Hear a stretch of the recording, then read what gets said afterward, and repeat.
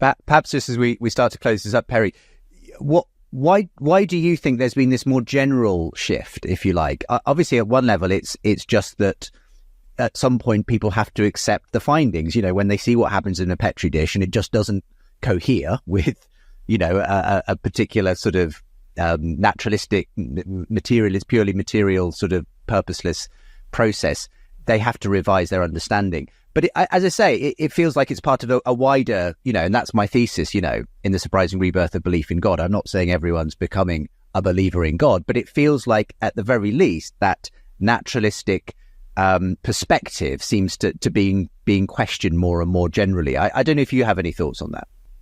I've got a friend named Chris Fields. He's a quantum physicist, and he says all debates are eventually settled by technologies. And I think there's two ways in which that's true here. One is the technology of studying genes and the technology that is available to study biology.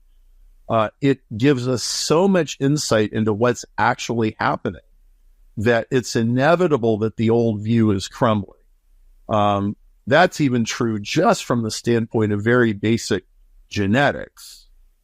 But I think another reason why this change is happening is because humans are being confronted with increasingly powerful technology, and everybody can see that 20 years ago, and the World Wide Web was really taking off. There was a lot of people, we're going to be in a new era and a utopia, and people are going to have access to all the world's information.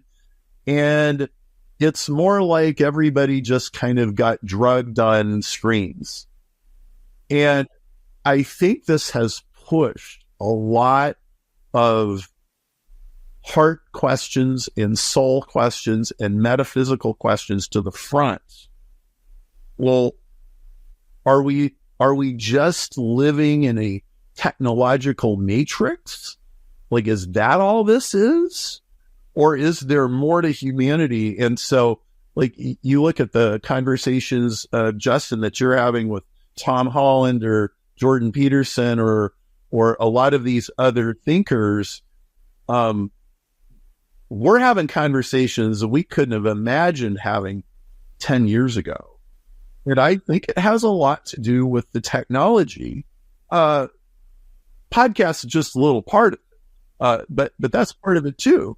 The conversations are not inhibited by like some master curation of the Guardian or the New York Times. And so I think all of those things coming together at once, the pop culture is shifting, and the pop culture definitely affects the scientific culture. There's no question about it.